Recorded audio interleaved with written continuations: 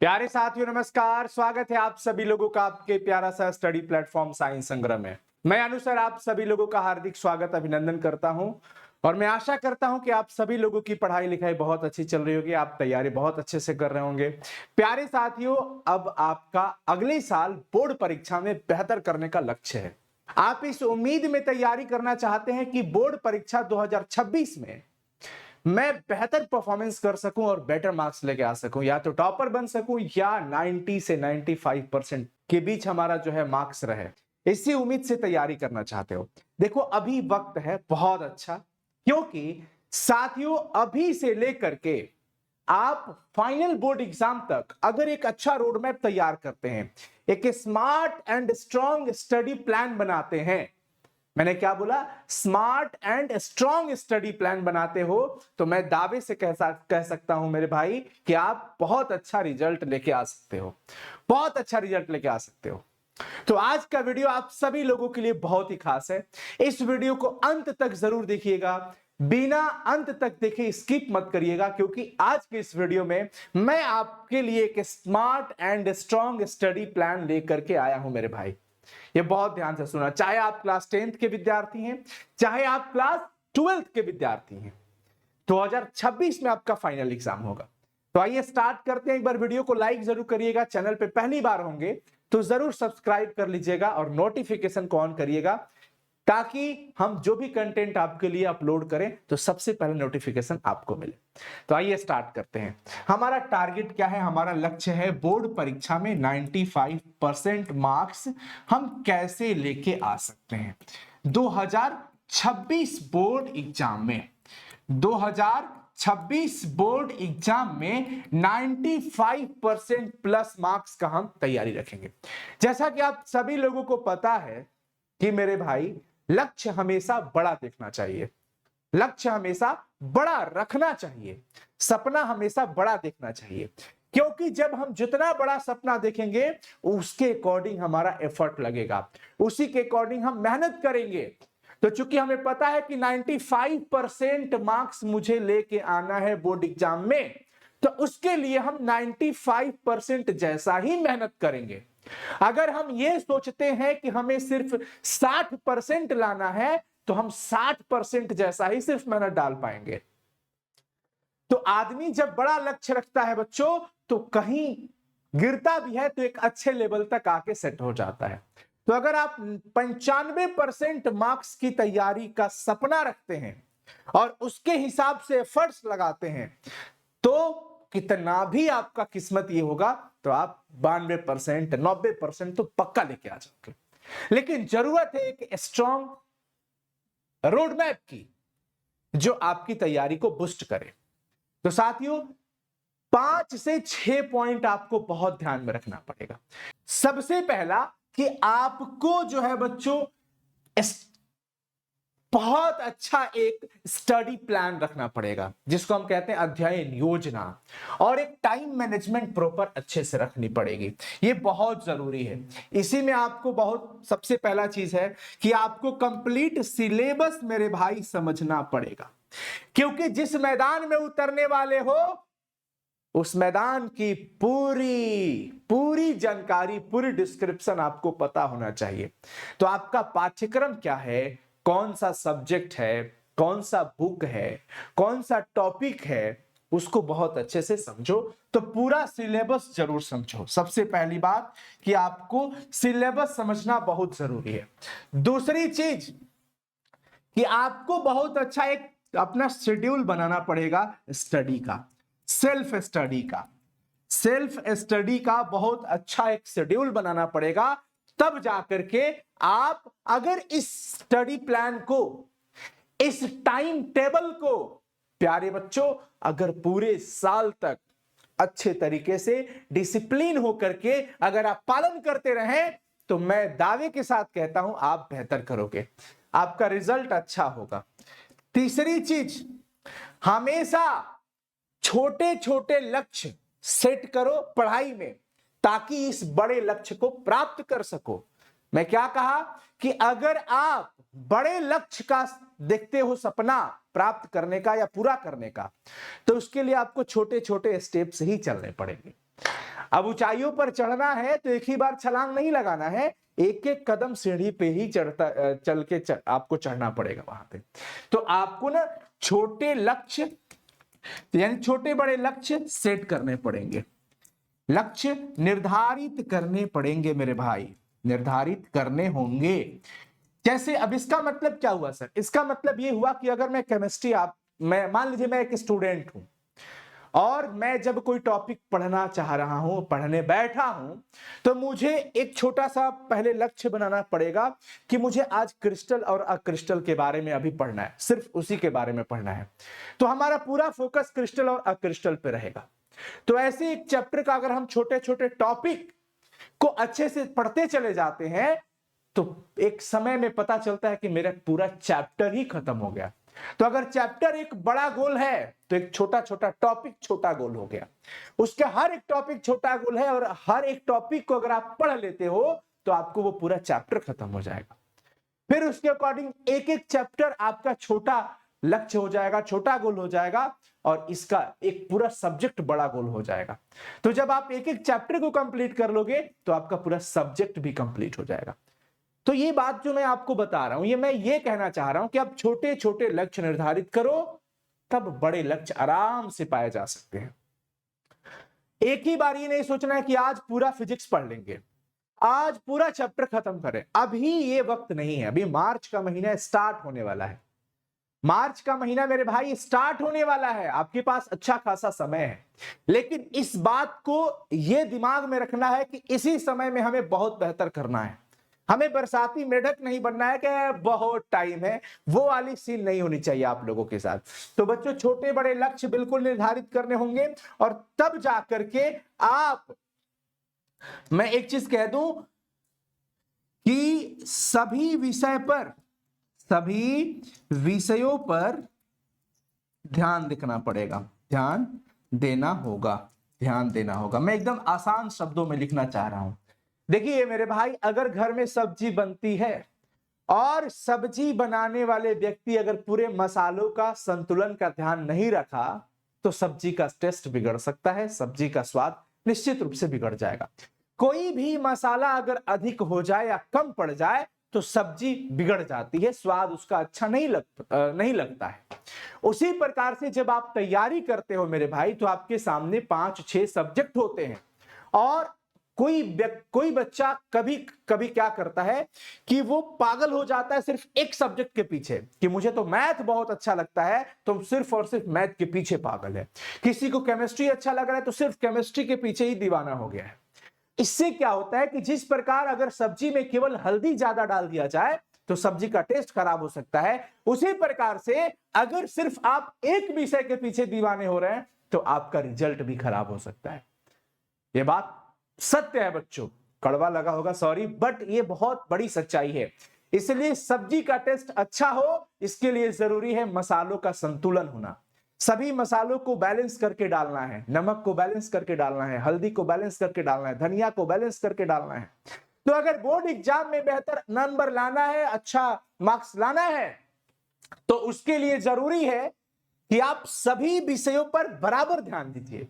ये नहीं कि हिंदी पढ़ लेंगे महीना में, लास्ट में 1-2 महीना में क्लियर कर लेंगे, अंग्रेजी 1-2 महीना में कर लेंगे, मैथ तो ऐसे ही हमको पता है। ये ओवर कॉन्फिडेंस दिक्कत दे देता है कभी कभी। तो ये पहली चीज, अगर आप स्टडी प्लान करते हो, टाइम मैनेजमेंट बहुत जरूरी है बच्चों। सेल्फ स्टडी का टाइम टेबल खुद से बनाओ मेरे भाई। मैं आपको एक टाइम टेबल वैसे प्रोवाइड कर दूंगा नेक्स्ट वीडियो में, आप लोग जुड़े रहना और इस वीडियो को भी देखो आगे। अब अगला आता है concept clarity and smart study. भाई कॉन्सेप्ट क्लैरिटी क्या कहता है?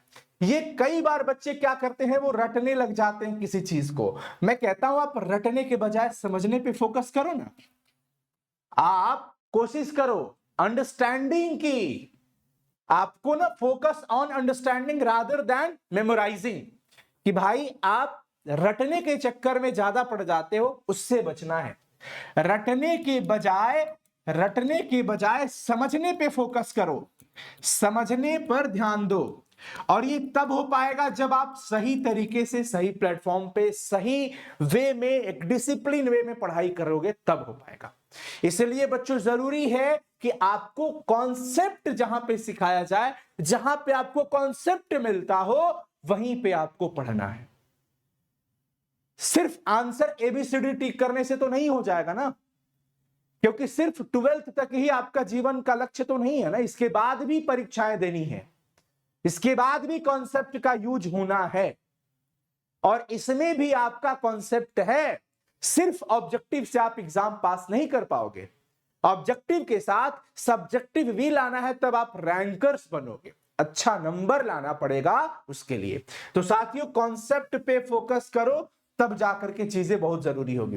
देखो रैपिड रिवीजन का बड़ा काम आता है, कई बच्चे रैपिड रिवीजन नहीं समझ पाते हैं, और कई बच्चे जो होते हैं बच्चों, उनको ये लगता है कि मुझे किसी ने नोट्स दे दिया, मैं किसी का नोट्स खरीद लिया, मैं किसी का नोट्स ले लिया, और मुझे खुद से नोट्स नहीं बनाना है, मेरा काम तो इससे हो जाएगा। तो मैं कहता हूं वो आपके लिए बहुत बड़ा खतरा साबित हो जाएगा। एक विद्यार्थी को, एक आदर्श विद्यार्थी को, एक टॉपर विद्यार्थी को हमेशा से ये बात ध्यान में रखना चाहिए कि उसे अपनी खुद की नोट्स बनानी पड़ेगी।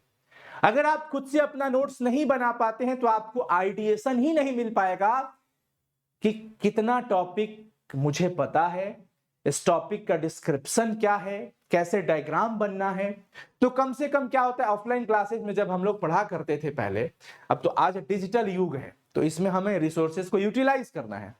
तो बच्चों हम लोग रफ कॉपी पे पहले पढ़ाते थे सर, तो वो लिखते थे, एक बार वहां लिखा, दूसरी बार घर पे आके फेयर कॉपी किया, तो उससे चीजें लंबे समय तक दिमाग में रहती है, डायग्राम क्लियर हो जाता है, लिखने का हैबिट होता है, गलतियां कम होती है, अशुद्धि कम होता है, ये बहुत जरूरी चीज है। तो अगर रैपिड रिवीजन बच्चों जब एग्जाम का टाइम आता है, अब आपका मंथली एग्जाम है, आपका हाफ ईयरली एग्जाम है, एनुअल एग्जाम है, तो आपका जब एग्जाम का टाइम आता है मेरे भाई, तो उस टाइम पे आपको जरूरत पड़ता है एक ऐसे छोटे नोट्स की, एक ऐसे शॉर्ट नोट्स की जो आपके एग्जाम में बहुत हेल्प करे। तो rapid revision in the sense कि बहुत तेजी से चीजों को रिवाइज करने के लिए, की पॉइंट्स को दिमाग में रखने के लिए आपको एक शॉर्ट नोट्स चाहिए होगा। तो रैपिड रिवीजन के लिए क्या चाहिए मेरे भाई, शॉर्ट नोट्स आपको बनाना पड़ेगा। और ये शॉर्ट नोट्स हम लोग अपने प्रहार बैच 2026 के अंदर एक चैप्टर नोट्स भी देते हैं और एक शॉर्ट नोट्स भी, जो कि क्लास पीडीएफ वाला रहता है हमारा। उस क्लास की पीडीएफ में बच्चों उस पे सिर्फ और सिर्फ की पॉइंट्स रहता है, जो कि आपको एग्जाम टाइम में बहुत हेल्प करता है। तो रैपिड रिवीजन के लिए मेरे भाई शॉर्ट नोट्स बहुत जरूरी है। तीसरी चीज कि अगर आप रिवाइज जो है एक सही टाइम पे नहीं करते हो, तो आपके लिए अलार्म है, वो आपके लिए अलार्म है, आपको सही टाइम पे रिवीजन करना पड़ेगा मेरे भाई, इस बात को ध्यान रखना। सही टाइम पे चीजों को रिवाइज करना पड़ेगा। जैसे मैं आज फिजिक्स पढ़ा, केमिस्ट्री पढ़ा, तो कल उसको रिवाइज करना है, परसों उसको रिवाइज करना है। तो रिवाइज करना बहुत जरूरी है, चीजों को प्रैक्टिस करना बहुत जरूरी है, यह ध्यान रखना होगा इसमें। तीसरी चीज देखो, नियमित अभ्यास, जो मैं प्रैक्टिस की बात किया, वो रेगुलर प्रैक्टिस करना पड़ेगा। टेस्ट सीरीज आपके लिए चाहिए। तो प्यारे बच्चों, मैं आपको यहां पे एक सूचना देना चाहूंगा, अभ्यास तो आपको रेगुलर प्रैक्टिस करना ही करना है, ये बहुत जरूरी है। अगर आप रेगुलर प्रैक्टिस करते हैं तो ये आपके लिए बहुत अच्छी बात है। दूसरी चीज कि हमारे साइंस संग्रह के एप्लीकेशन पर एक प्रीमियम टेस्ट है, और इस प्रीमियम टेस्ट में बोर्ड पैटर्न के आधार पर वो बहुत अच्छे अच्छे क्वेश्चंस, थोड़ा अच्छा क्वेश्चन रहेगा, इसलिए आपको प्रीमियम टेस्ट जरूर ज्वाइन करना चाहिए। और अगर आप सिर्फ नॉर्मली प्रैक्टिस करना चाहते हैं तो हमारे एप्लीकेशन पे फ्री टेस्ट भी है। तो आप फ्री टेस्ट, चूंकि अभी टैब में फ्री टेस्ट पे हम काम कर रहे हैं बच्चों, तो हम इस पे मेहनत कर रहे हैं और आपके लिए फ्री टेस्ट भी हम प्रोवाइड करेंगे, तो आप यहां से भी अपनी चीजों को प्रैक्टिस कर सकते हो। इन दोनों में थोड़ा डिफरेंस है, चूंकि ये प्रीमियम टेस्ट है, इसका लेवल अलग है, बोर्ड एग्जाम से सीधा टकराने वाला लेवल है, और ये फ्री टेस्ट है जहां पे आपकी प्रैक्टिस होती है, ठीक है ना। तो इसमें पूछे गए सवाल भी फ्री टेस्ट में आपसे पूछे जाएंगे। तो साइंस संग्रह के एप्लीकेशन पे भी जो है ये हमारा है साइंस संग्रह ऐप। ये साइंस संग्रह ऐप है बच्चों, आप सब लोग जानते हो, गूगल प्ले स्टोर पे। आगे देखो भाई, इफेक्टिव स्टडी कैसे बना सकते हो। अब रिसोर्सेज की बात आ गई अब रिसोर्सेज की बात मैं कर रहा हूं, इफेक्टिव स्टडी रिसोर्सेज, इसका मीनिंग क्या है सर? देखो मैंने ये पॉइंट जो बनाया है ये आप लोगों के लिए बड़ी मेहनत से, कि मेरे भाई आपको प्रॉपर पता होना चाहिए कि कोई smart and strong study plan जब तक आपके पास नहीं रहेगा तो कोई भी व्यक्ति युद्ध में नहीं जीत पाता है। आपको इस बोर्ड परीक्षा रूपी जंग में जीत हासिल करनी है, उसके लिए मेहनत करना पड़ेगा।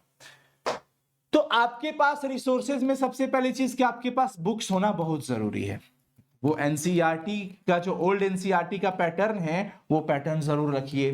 बीएसीबी का जो बुक्स है उसको रखिए, ये बहुत इंपॉर्टेंट चीज है, बहुत इंपॉर्टेंट है। आपके पास प्रीवियस ईयर क्वेश्चन होना चाहिए, पीवाईक्यूज। एनसीईआरटी का बुक अगर कोई बच्चा नहीं खरीद पाता, ये तो फ्री में है, इंटरनेट पे अवेलेबल है।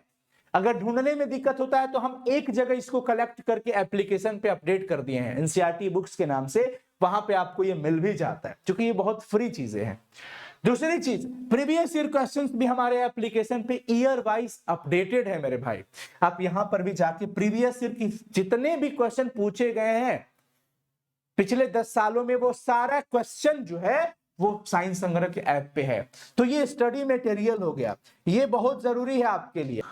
जो खुद का नोट्स बनाए हो आप, चैप्टर नोट्स, जो आपने चैप्टर नोट्स बनाया है और जो शॉर्ट नोट्स बनाया है उसका प्रॉपर यूटिलाइज करो। शॉर्ट नोट्स प्रॉपर यूटिलाइज करना पड़ेगा, बार बार इसको रिवाइज करना पड़ेगा।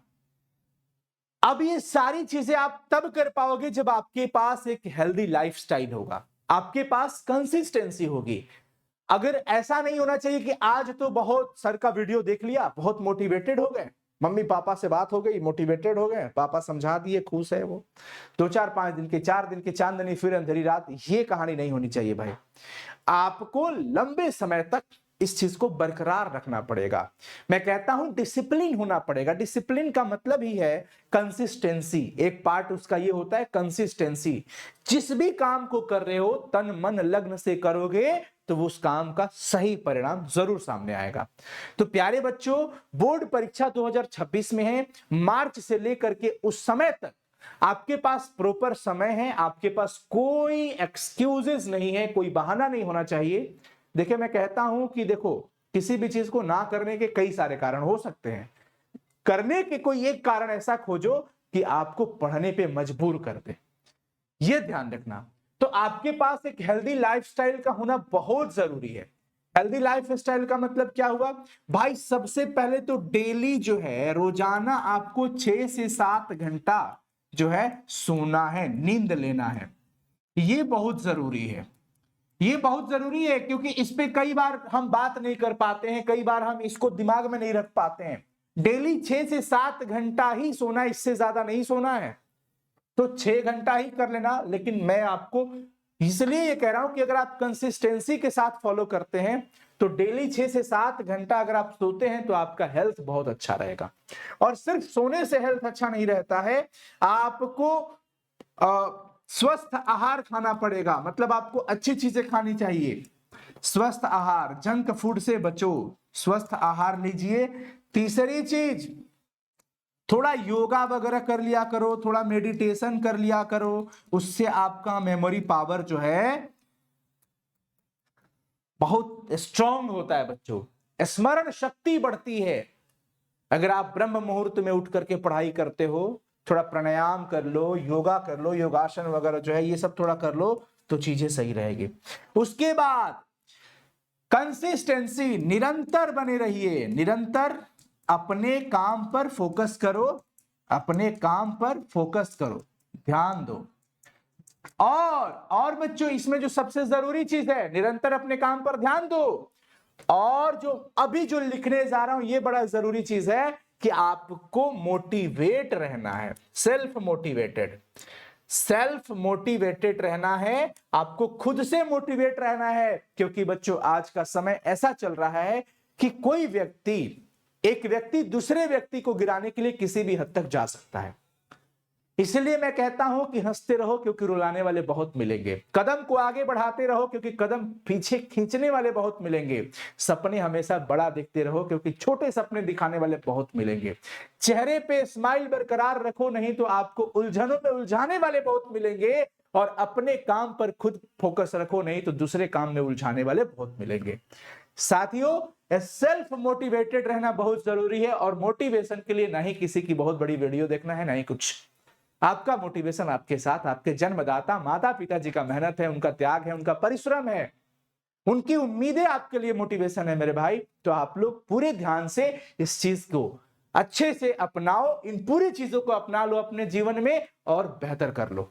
ये मौका है, जिंदगी बार बार मौका नहीं देती है, वक्त मिला है अपने आप को साबित करने का, कुछ कर दिखाने का। तो इस वक्त को पहचानो और सही डायरेक्शन में किया गया मेहनत अच्छा परिणाम देता है। हर एक छोटी चीजों को अचीव करने के बाद खुद को थैंक्स बोला करो, इससे पॉजिटिव वाइब बनता है। सुबह उठ करके मम्मी पापा और पेरेंट्स का पैर छू के प्रणाम करो, उससे पॉजिटिव एनर्जी मिलती है, अब सकारात्मक विचार आते हैं मन में। तो इन सब चीजों का बहुत बड़ा प्रभाव पड़ता है और आप अपने काम पे बहुत अच्छे से फोकस कर पाओगे। इसलिए और संगत हमेशा अच्छा रखो, हो सके तो ग्रुप डिस्कशन जरूर किया करो अपने सभी दोस्तों के साथ। गलत शब्दों से बचो, गलत संगत से बचो, गंदे गाने सुनने से बचो, क्योंकि शब्द, हमारा ब्रेन वैसा होता है कि जब भी हम किसी शब्द को सुनते हैं तो तुरंत इमेज में कन्वर्ट होने लगता है।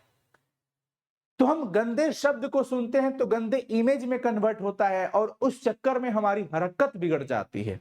इसलिए हमें गंदे हरकत से बचना है, अपने आप को एकदम फिट रखना है, अपने आप की जो ऊर्जा है हमारी उसको सही दिशा में यूटिलाइज करना है। आप सभी लोग समझदार हो क्योंकि इस बात को भी हमें ही बताना पड़ेगा।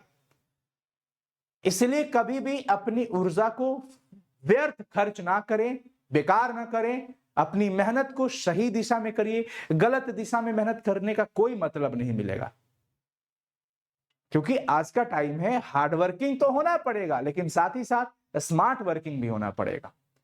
तो इसलिए मैंने सोचा, आप लोगों का लगातार कमेंट आ रहा था कि भैया एक वीडियो बनाओ ऐसा जिसमें ये पूरी एक रोड मैप दे दीजिए कि मार्च से लेकर के सितंबर तक, नवंबर तक भी, क्योंकि उसके बाद रिवीजन भी करना है।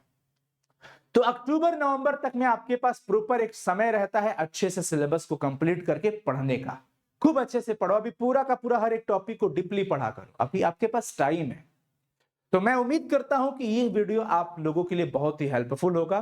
तो आपसे एक निवेदन होगा कि इस वीडियो को ज्यादा से ज्यादा शेयर करें, अपने सभी दोस्तों के साथ शेयर करें, चाहे वो क्लास 11th का स्टूडेंट हो, 10th का हो, 12th का हो, 9th का हो। ये प्लान सबके लिए जरूरी है। तो आप अपने सभी दोस्तों को शेयर करें और कमेंट करके जरूर बताइएगा कि ये वीडियो आपको कैसा लगा। Thank you so much, all the best, bye, take care. मिलते हैं फिर अगली क्लास में, तब तक के लिए बहुत बहुत शुक्रिया। थैंक यू बच्चों, लव यू ऑल।